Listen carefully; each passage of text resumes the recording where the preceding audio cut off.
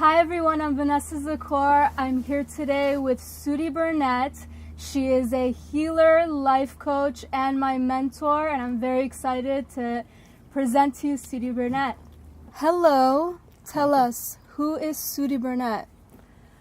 Hello, Vanessa John. Hello to all your audience. I started as a personal trainer over 30 years ago.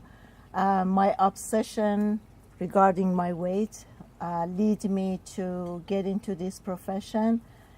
And as I was coaching people how to achieve their ideal weight, I realized that there is a deeper connection between me and the people that I was working with. And eventually we started to become friends, and I started to get eventually into their families' dilemma, and that led me to get to the next step. I studied psychology because I was really fascinated by how people think, the way they behave. So I studied psychology, not as a practitioner, but just for myself.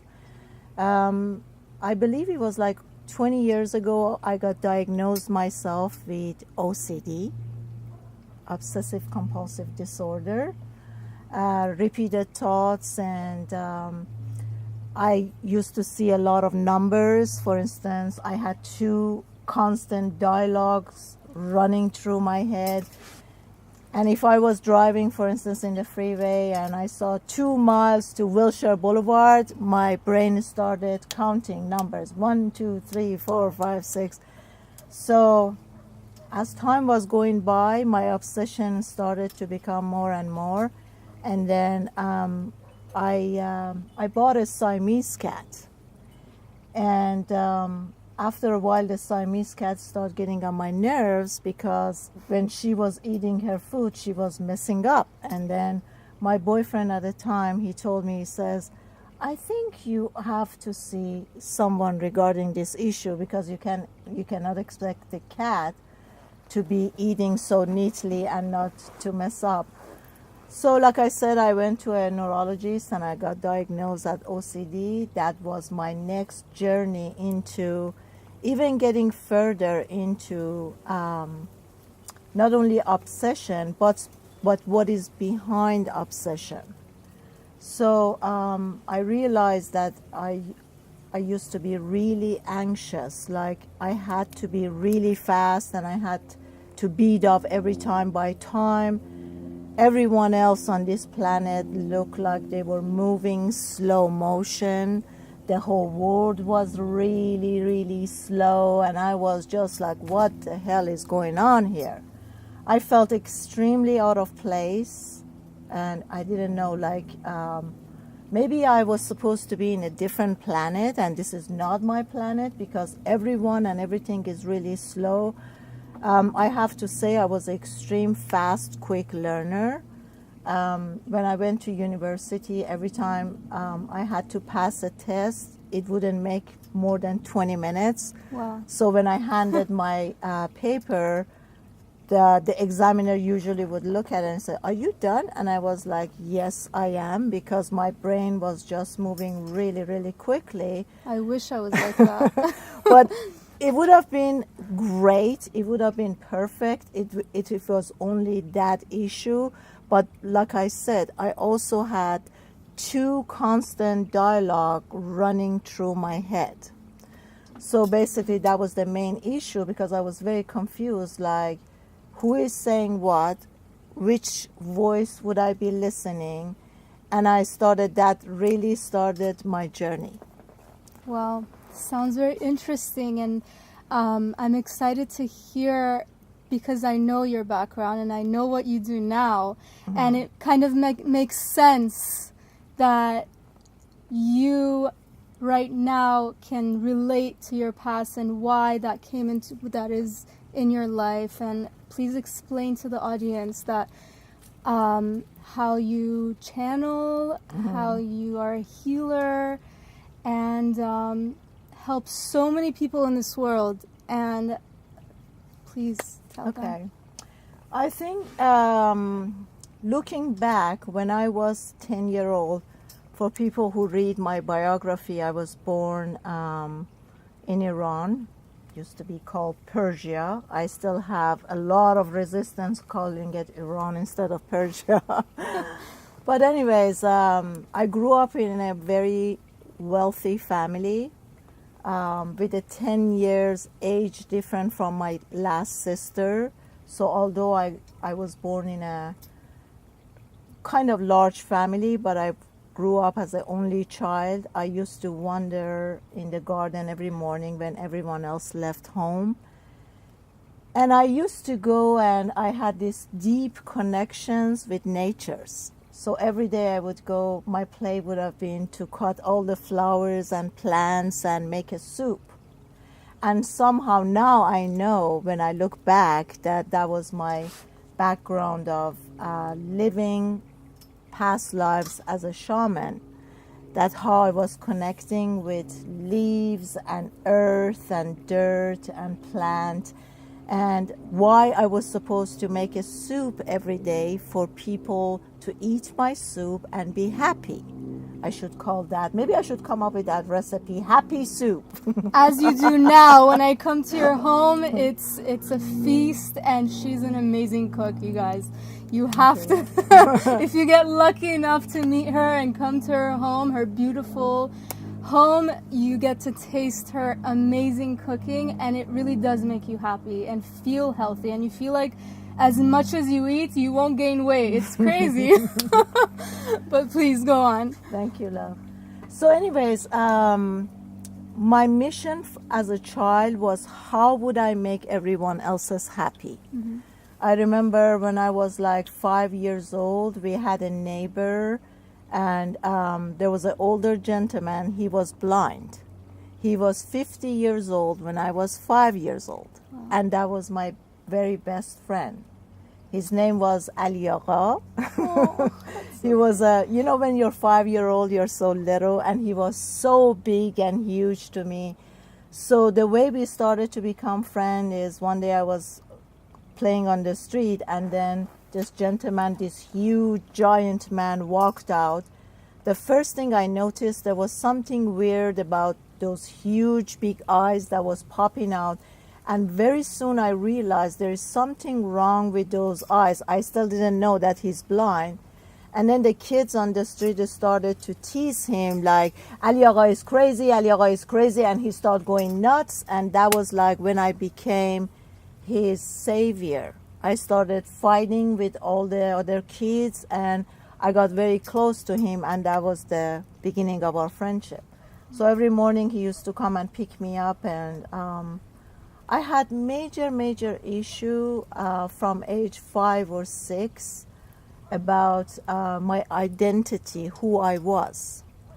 And I needed to be powerful. I think that was the first click, that I needed to be very powerful to support other people who were in need of being supported. And then I started doubting, why was I born as a girl? Because as a 5-year-old child, to me, boys were supposed to be strong and, you know, the heroes. And I couldn't see myself being a hero and being in a female body. So I had a lot of conflict from age 5. Eventually, as time went by, I started going to school, but I couldn't sit in the class because there was something weird or odd about classrooms. And from 2nd or 3rd grade, every single day before the teacher walks in, an hour earlier, all the children would sit in the class, and I would go to the blackboard and I would ask every child what question did they have. And I would be answering their question. And I never, ever attended any classes. I used to be in the playgrounds. So today, when I look back, Vanessa, it's just like so many things is like a question mark. If I never sat in a class, how did I know what the question was and what the answer was? You know what I'm saying? Yes. Again, today I know, like, for me, seeing so many of my past lives being a teacher or a counselor, that's where those knowledge was coming in. So fast forward, at age 10, I was a daddy's girl, and my father used to go to north of Iran, so we were used to my dad leaving home for a week and come back home on the weekend. The last time my father left to go to north of Iran, as I was hugging him, there was some inner feeling like I need to hold on as much as I can. And it just felt like I would not see this man ever again. So my dad was like holding me like, honey, he was trying to separate me, and I will be back in the weekend, but it just didn't feel right to me. So anyways, he left, and then I went to my sister, my older sister, because my niece and my nephews are closer to my age, and I spent the summertime there. It was hot summer, and we used to play. And one day in the afternoon, 2 p.m., there was a phone call. My brother-in-law picked up the phone, and I looked at him. I was extremely sensitive since I was a little child. And I saw as my brother-in-law is talking over the phone, tears start to run down his eyes. And he hung up the phone, and he looked at my sister, and he says, let's go, we gotta go, your uncle passed away. Now, at that time, my youngest uncle, he had cancer, and all the doctors, they were like, sorry, we cannot do anything for him. So it was expected for my uncle to go away, so it just made sense that my uncle has passed away and my sister and my brother-in-law has to leave. So they sent my driver to my sister, and we played around for another week. After a week, they took us home to my home, and they said since my father was the older brother, the funeral is going to be happening there. And Iranian funerals, if you guys are not used to it, it's not like here in the U.S., one day. It can go on for a month or 2 months, and people are still coming to greet you. And so anyways, the first day I got home, I was playing with all my nieces, nephews, cousins and stuff. In the middle of our playing, I felt very tired. That was the very first time I went into a trance. But of course, at 10-year-old, you don't know what trance is. So I felt extremely tired, and I have to go and take a nap, and I went on my bed, and boom, I fell asleep. And suddenly I saw, it was like a dream state that my dad is driving. It's like really, really dark, and then some car is coming towards him. He is smoking. His left hand is outside the car as he is smoking, blowing the smoke. The light becomes, the upcoming light is too much. My dad cannot handle it. He lose his control, and his car went down the alley, and I saw the door opened up. He fell off the car and hit his head against the stone. The blood flushed out, and I just jumped, and I started screaming, and I said, you guys have lied to me. My father is dead. And then my mom got emotional. She passed out, and my cousin came to me, and she said, you are right, but we didn't know how to put it. Oh my God. So anyways, that's okay, hon. It's part of story. From age 10, I started to make a connection with my father's spirit. He would come and visit me every single day. And I had a dialogue with my father. Like, I was very upset. You know, it's just like when you get for the first time, when you start to make that connection with your inner child, the inner child is extremely angry, and you're like, hi, honey, I want to make this connection. And your inner child is like, no way, Jose. You know, you have left me out for so long, and I've been sitting here and waiting and waiting and waiting, and now you want to make a connection. So at the beginning, it was like, I was like very upset. Every night when my father will come, I was like, you know what, I'm upset, I'm pissed off. I was screaming, yelling, and it is, you're not really asleep, but it's that trance state, So eventually I started to give up and I started talking to my father. So then our dialogue started happening, and I asked my father, why? I am only 10 years old. Why do you have to leave now? And my father started to explain to me things that it didn't make sense. That a 10-year-old like, oh, honey, you have chosen this stuff. I was like, what the hell are you talking about? I have chosen this to be separated from you. So from age 10, I started to gravitate towards acting. And everything is life is planned, and there's a reason for all of that. Definitely. There was so much pain losing my father, and because my mother, she was a very gentle, graceful, spiritual lady, but I find her very weak at the time.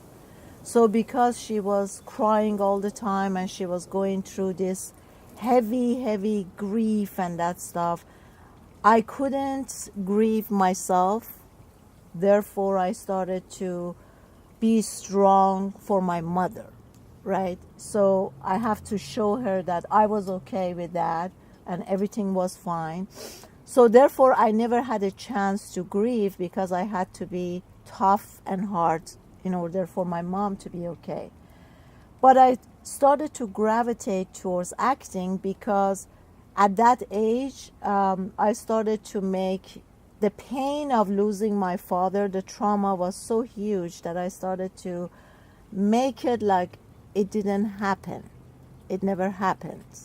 So acting became very easy for me because I could have just acted out anything I wanted. And I did a couple of plays, age 10, 14, 15. But also from the same time, I just really felt out of place. I started to question everything. Like my family was, I didn't feel my family was my family. I started telling my mother, you're not my mother. This is the wrong place. My gender is incorrect. I should have been a boy. I shouldn't have been born here. You guys are not. I feel extremely out of place. At age 14, I started to play music, and I fell in love with my music teacher. And very soon my family found out, and they started to put me in a really strict curfew because my teacher wasn't in our class, and that was a really incorrect love affair or whatever. So that started, and I decided that life was really hard. I wasn't able to handle all this thing. And once I fell in love, even that is wrong according to my family. So I committed suicide at age 14. Wow. And I took a lot of pills, and I was almost gone. For some reason, my sister found out, and they rushed me to the hospital, and they made me. Thank God. So yeah, Wow. After that, I started to think that there's only one way to end the suffering, and that would be for me to come to U.S. So from age 12 or 13, all I was thinking about is how and what is the quickest way I can make it to United States. Some inner feeling was telling me that United States was the place, was my real home, and that's where I was supposed to be. So of course I graduated from high school, never attended any classes. I passed with good grades. And I wish I could do that. yeah. So then I left Iran when I was 18. I moved to Canada because a Canadian ambassador was living close by, and he helped me out to get a visa for Canada. And then I came to Canada. I lived there for 4 years, and all I was thinking, when can I get my citizenship, and boom, make the next move. And then finally I made it to state. I came to Los Angeles, and I remember it is like this moment when the plane was coming on LA, close to be landing. My soul felt so happy. Oh, I am finally home. Wow. Wow. I always said your whole story should be a movie. It should be like a soap opera. It's an amazing story. And I'm very happy that you're sharing this with the American community and your home. Are this American community? Yeah. I am wondering. I'd hate to cut it here, but if you'd like to hear the rest of her amazing story, please continue to watch part 2.